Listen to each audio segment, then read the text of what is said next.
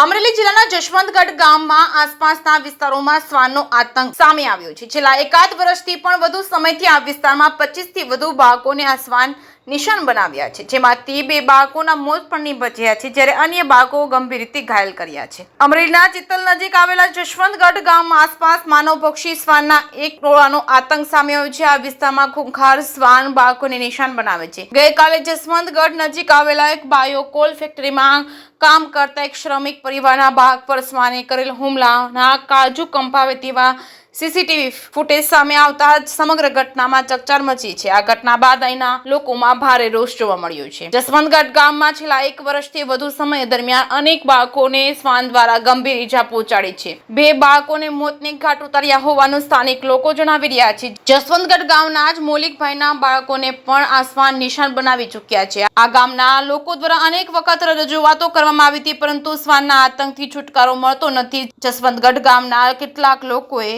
એવો દાવો કર્યો છે કે આ શ્વાન માનવભક્ષી બની ચૂક્યો છે, બાળકોના શિકારની ફિકારમાં જ રહે છે, બાળકોને શેરી ગલીમાં રમવા મોકલવા પણ જોખમી બની ગયું છે। આવા સંજોગોમાં તંત્ર દ્વારા સત્વરે આ શ્વાનના ત્રાસમાંથી મુક્તિ આપવા માંગ ઉઠી છે। જેકેસી ગુજરાતી સાથે જૈનિક સુજિત્રા, અમરેલી।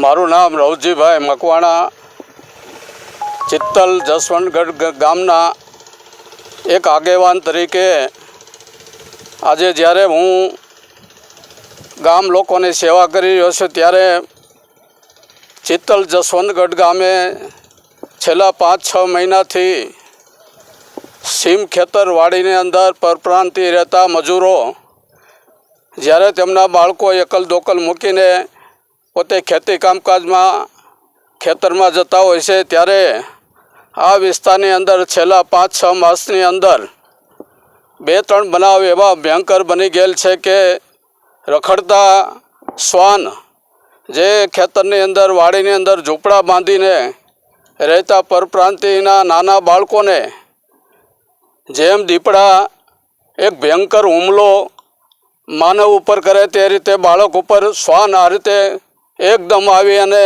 બાળકને ઉપાડી જાય છે, ઈજાગ્રસ્ત કરે છે। આ અગાઉ રીકડિયા રસ્તા ઉપર પણ એક પરપ્રાંતિ મજૂરની છોકરીને આ રીતે કૂતરો ઉપાડી અને બાળકનું મૃત્યુ નિપજાવેલ। તદુપરાંત જશવંતગઢ ગામના એક ખેડૂતને પણ ઈજાગ્રસ્ત કરેલ અને ગઈકાલે ચિત્તલ રાંડિયા રોડ ઉપર પણ આવો બનાવ બનેલ છે, જે પરપ્રાંતિ મજૂરના બાળકને એકદમ જેમ દીપડો હુમલો કરે તે રીતે ભયંકર રીતે હુમલો કરી બાળકને ઈજાગ્રસ્ત કરેલ। તેમના પિતા જોઈ જતા આ શ્વાનના મોઢામાંથી આ બાળકને છોડાવેલ છે।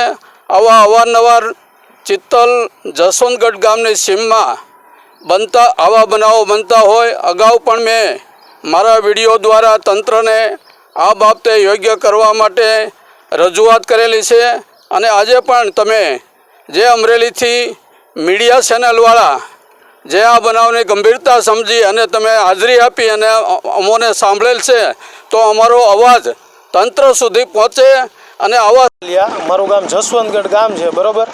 આશરે આજથી મારા દીકરાને 18 વર્ષનો દીકરો હતો, આશરે એમ ગણો ને એટલે કે 5મા મહિનાની 5મી તારીખે 2024માં અત્યારે અમારા એક અત્યંત હિંસક કૂતરાઓ છે અમારા એરિયામાં જશવંતગઢ ગામમાં, બરાબર, કે જે નાના બાળકો છે 2 વર્ષથી માંડીને તે 5 વર્ષ સુધીના બાળકો છે એને ભોગ બનાવે છે, બરાબર। આમાં ઘણીવાર રજૂઆત કર્યા છતાં બરાબર કોઈ આનો નિવાડો આવતો નથી। બધી જગ્યાએ રજૂઆત કરેલી છે છતાંય કોઈ નિવાડો આવતો નથી। મારા બાળકને લગભગ અંદાજે 32-35 ટાંકા આવેલા હતા, બરાબર। સિવિલ હોસ્પિટલમાં લઈ ગયા તો ડૉક્ટરો એમ કીધેલા હતા કે આ કૂતરું નથી કરડ્યું, આ કોઈક બીજું એવું હિંસક પ્રાણી છે। અમે એને કીધું કે ના ના, હકીકત આ વસ્તુ આ જ બનેલી છે। અને આ એક બાળકને ને આજે એને રાઈટ 1 વર્ષની ઉપર 3-4 મહિના થઈ ગયા, બરાબર। અત્યાર સુધીમાં આના એક જ કૂતરાએ 10 કૂતરાઓનું ટોળું છે। આ કૂતરાઓના ટોળાએ લગભગ ઓછામાં ઓછા 20 થી 25 બાળકોને અતિ ગંભીર ઈજા પહોંચાડી છે અને લગભગ મારા અંદાજે 2 પરપ્રાંતિ મજૂરને બાળકીઓ હતી એને મોતને ઘાટ ઉતારી દીધેલ છે, બરાબર। ગઈકાલે જે વિડીયો બનેલો છે, ગઈકાલે જે બનાવ બનેલો છે, આપણે ચિત્તલથી રાંડિયા તરફ જાવી એ રસ્તે ત્રિલોક બાયોકોલ નામની ફેક્ટરી છે હરેશભાઈ અસલાલિયાની, બરાબર। તો ત્યાં એ બનાવ બનેલો છે। તો એ બાળકીને તમે વિડીયોમાં જોઈ શકો છો કે અતિ ગંભીર રીતે ક્રૂરતા રીતે એ કૂતરું આવેલું છે, અતિ ગંભીર રીતે એને બાળકને ઈજા પહોંચાડેલી છે, બરાબર. તંત્રને વારંવાર રજૂઆત કરતા છતાંય આ કોઈનો નિવાડો આવતો નથી. ઘણીવાર આપણે મામલતદારને મેલ મોકલેલો છે, ફોરેસ્ટ અધિકારીઓને મેલ મોકલેલો છે, એની મારી પાસે પુરાવાય છે, મેં મેલ મોકલેલા છે એના, બરાબર. પણ છતાંય ફોરેસ્ટ અધિકારીનો હજી હમણાં મારી પાસે બે એક મહિના પહેલાં હજી લેટર આવ્યો કે તમારા ગામમાં આ વસ્તુ બને છે એમ, જ્યારે મેં 5મા મહિનામાં 2024માં મોકલેલું હતું. હવે એનો જવાબ અત્યારે ઠેઠ આવ્યો. હવે એને હું જવાબ દેવો, શું કરવું? આ તંત્ર શું કરે છે એમ.